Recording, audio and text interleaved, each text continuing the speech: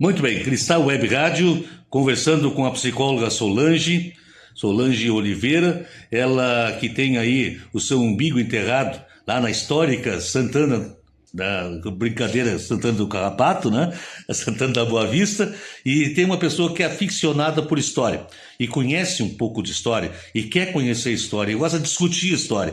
E ela está com uma responsabilidade pessoal para ela mesma de perpetuar a história do Cabo Toco.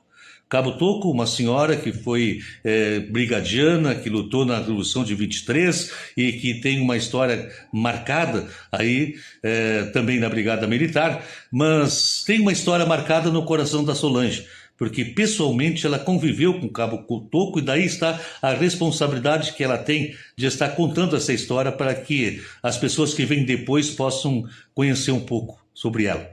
Mas quem vai falar conosco é a Solange. Boa tarde, Solange. Boa tarde, saudações a todos. Então, eu carrego há muitos anos essa história comigo. Por vezes eu me sentia egoísta por não compartilhar, outras vezes eu pensava, mas as pessoas não vão se importar com isso, e nos últimos anos a gente vai envelhecendo e vai tendo uma necessidade de passar adiante quem se interessar ou não.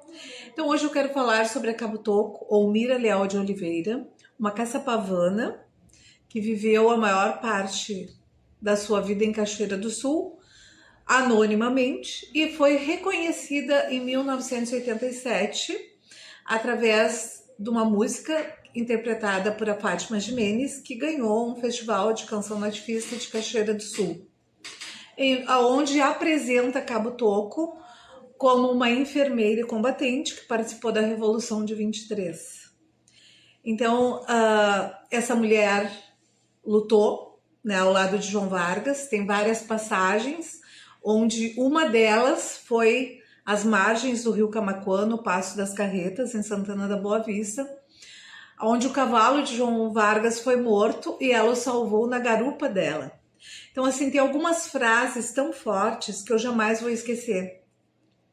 E ela contava essa passagem, onde todos debandaram e João Vargas ficou caído com o cavalo, e ela grita, né, para ele: meu comandante, estás ferido ou estás morto? E ele grita de volta para ela: não estou ferido nem morto, mataram meu cavalo. E aí ela dá garupa para ele e salva ele, né? Era um dos orgulhos. Então foram muitas histórias que eu ouvi dessa mulher. E por que o meu envolvimento com ela? Desde que eu escutei a música, né, me chamam de Cabo Toco, sou guerreira, sou valente, do 1º Regimento Enfermeira e Combatente. Eu sonhei em conhecer essa mulher. E lá em 87 nós não tínhamos a tecnologia de hoje, eu era uma pirralha, tinha 17 anos, e esse sonho. Aí uma amiga, minha comadre Maria Luísa, a Cota, dinda da minha filha mais velha, que é natural de Cachoeira do Sul, descobriu onde era a casa, foi atrás, descobriu aonde ela estava, né? Foi na casa que era dela, que ficou com uma sobrinha que ela criou, e ela estaria vivendo em um asilo em péssimas condições. Logo a seguir, né, combinamos uma visita e eu fui visitá-la e ela estava hospitalizada. Recebeu cordialmente no hospital, e quando eu me identifiquei que era de Santana da Boa Vista, que era do Passo das Carretas, então ela me aceitou. E eu a convidei para ir até o Passo das Carretas e participar de um desfile de 20 de setembro no meu piquete de sobra de guerra, né? Que, claro, valia pontos lá, tinha essas... Como tem as escolas de samba, lá são os piquetes, né? Muito forte. E ela ficou muito feliz. Então ela teve alta hospitalar, eu a busquei no asilo da Clara, um lugar horrível, e ela não queria mais voltar. Eu tinha que levar ela de volta, mas ela decidiu que ela não voltaria. Inclusive ela queria levar junto um revólver, que ela falava. Como é que era um revólver? Um HO, fabricação americana. Uau! E eu não aceitei levar o revólver, porque como é que eu ia andar com ela com revólver? Infelizmente, eu não pude levá-la de volta ao asilo da Clara.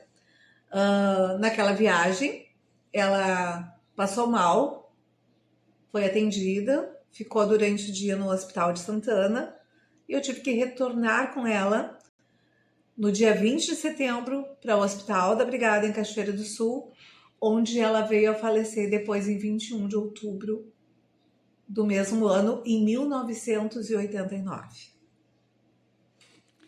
Muito bem, uma história maravilhosa. E ela custou a ser reconhecida. Nesse tempo que ela ficou, até 80, a década de 80, quando veio o primeiro reconhecimento, de 23 até lá, esse tempo todo ela ficou em que situação? Vivendo como? Tinha familiares que supriam as necessidades dela, ou ela trabalhava, ou ela tinha bens? Então, ela ficou na brigada, né, de 23 a 32, e quando terminou a guerra, ela saiu simplesmente por conta, né? O marido dela já saiu da guerra com problema, com condições de saúde bem frágeis, um problema pulmonar, e hospitalizava algumas vezes, e ela vivia com ele. Ela não era casada. Então, essa é a parte que não se encontra na música nem na história. Porque ela tinha muita vergonha, preferia não falar. Ela falou isso seus últimos dias, né?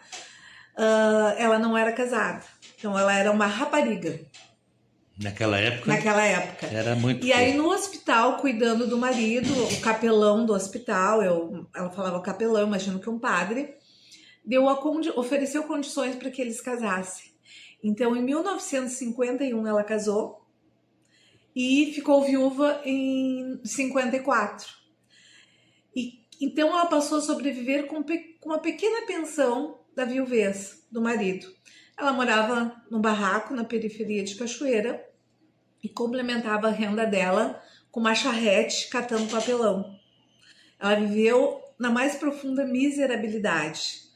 Nesse período, ela teve um câncer de mama, ela tinha uma das mamas amputadas, né, a mama esquerda, e ela disse que ela era pequenininha, né, tanto que cabo toco, ela manejava um fuzil e gostava muito de queimar cartucho. Ela falava que ela gostava muito de queimar cartucho.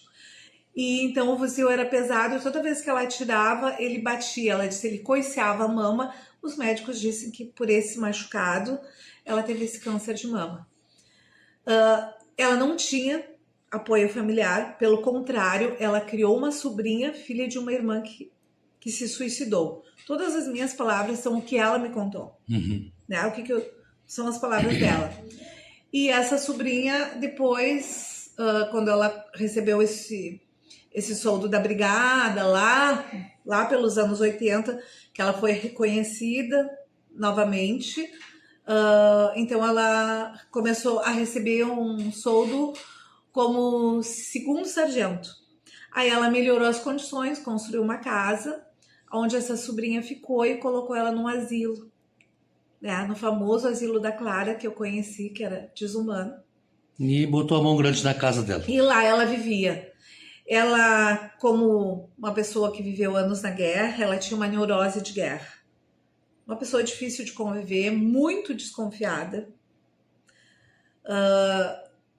Ela confiava em mim, tudo tinha que ser pelas minhas mãos. Ela esteve na minha casa quando eu levei ela para Santana, ela ficou comigo. Então, eu imaginei que ela ia tomar uma canjinha levezinha, repousar para no outro dia o desfile, mas ela chegou direto do CTG, já foi para um churrasco gordo, salgado, e não queria ir embora.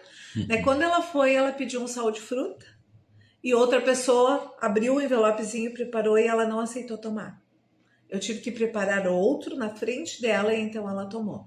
Eram algumas situações, né? Aquela mulher sensível, afetivamente, forte, guerreira, e com toda uma paranoia de 87 anos de idade e uma guerra. Então, acho que a sobrinha se incompatibilizou e, enfim, a deixou.